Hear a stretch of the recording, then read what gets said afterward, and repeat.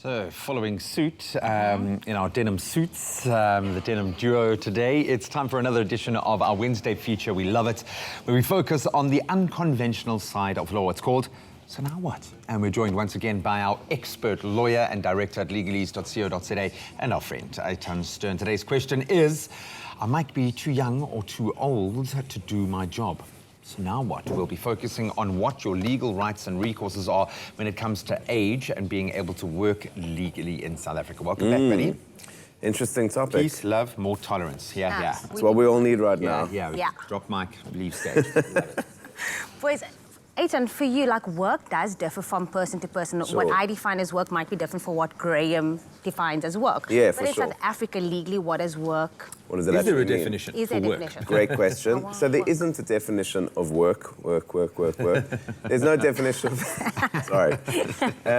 There's no definition of work in South Africa, but what there is a definition of is employment. And that's a crucial definition, because when you're employed, then you get access to a whole lot of labor rights. And when you're not employed, when you're just a contract worker, then you don't get access to labor rights. So that's quite an important definition, not really the focus of today. We can talk about it some other time, but work is not a defined term. Okay, so it's the difference between, say, freelance and long-term or permanent work. That's one side of it. But yeah, I would imagine for someone who is generally too young or too old, you wouldn't want to be looking for a job. So what are those circumstances where age becomes a factor in the job? For sure. So in a country like South Africa, where there is poverty, sometimes there's some unfortunate circumstances, and children do, families do need children to... For it, yeah. There's a necessity, so people either need to enter the job market earlier or leave it much later because maybe they haven't saved for retirement. So there's some those are the sort of the situations that bring it about from just pure necessity, which is really unfortunate and something we need to be addressing. Before we go to old, let's start with too young. Sure. Is there a set age where someone can start working legally, or where a company can employ you to work for them? When will a company get into trouble? Is more okay, so there's two kind of ages to keep in mind. The first one is you're not supposed to hire children, and the child in the law is a minor, someone under the age of 18 years old. So because they can't work for us. But in some circumstances, someone under the age of 15 can work. So you can, someone over the age of 15 can work. So you can start employing people over the age of 15. But the idea is that what you don't want to do is to be taking a child away from school. So it's less about the age and more about whether this child, whether you're taking the child away from school. So in certain circumstances, you could hire a child at 15 years old to do some casual kind of jobs, but you couldn't do something that took them away from school. The other really important thing to remember is that children shouldn't be made to do jobs that are inappropriate for children. So you can't take a 15-year-old and put them into a metal smelter to work, or you can't put a 15-year-old as a bartender, as an example, serving alcohol. So it's really important if someone's under the age of 18, so between 15 and 18, they're doing jobs that are only appropriate for people at that age. So paper routes are fine still. Paper routes are still fine. Fine delivering papers. It does raise interesting questions around our progression to a more technical career path, because now we are lowering the age of people being able to leave school because we're trying to channel them into a more practical kind of work environment. So I'm interested to find out about that, but we're going to continue. In just a moment, we'll be back figuring out So Now What with our lawyer and friend Eitan Stern. It's my feel-good breakfast show.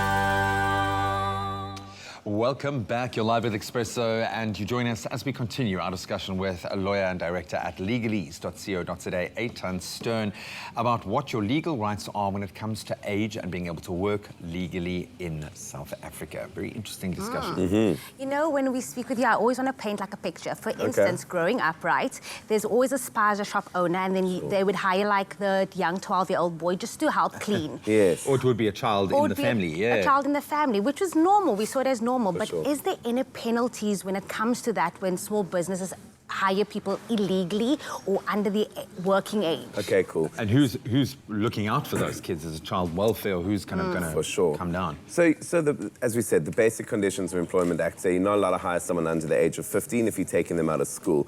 Theoretically, I mean, if you're hiring someone to teach them work ethic and sweeping a shop, as casual labor after school, I don't think this is going to be the end of the world. It's very different if you're employing someone, a child, taking them out of school to put them to work as a janitor in your shop. So it's really important to see that distinction. If you do breach the Basic Conditions for Employment Act, it can be a penalty and it can be up to 3 years in jail. So it's quite serious. You really shouldn't be taking children out of school. Children are there to, your job as a parent is to help children grow and not to kind of make them work for you. So it can be quite a serious thing. And then there's child welfare and child services who are there to kind of police this and you can get a fine or you can get put in jail for 3 years. So most of this seems to stem around the rights of the child, which is fantastic, especially in a country like this where we've got this progressive democracy. We want to see that come to fruition, but there is no substitute for real-time work experience. For sure. Enter the intern. Dun, dun, dun.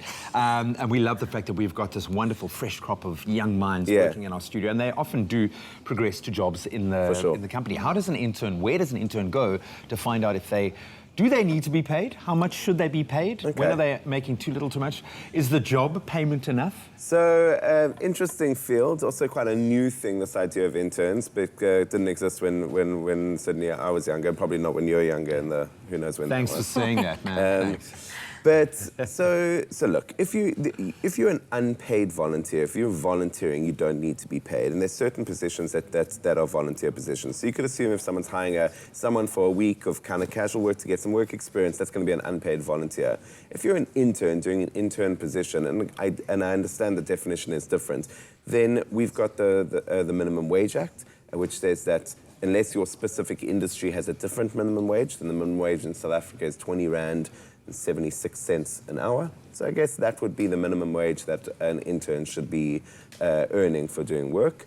And it's true, a lot of people use this idea of interns to extend someone's contract to get free employment, and that's not right. So an internship should be something temporary that ideally leads to a job or job experience. If not, then you're just hiring someone for cheap labor, and then your minimum is 20 Rand and 76 cents. To answer the question, how much is too much? Well, I mean, that doesn't really have an answer. Prove your worth. Prove your worth, man. You can always go and argue that.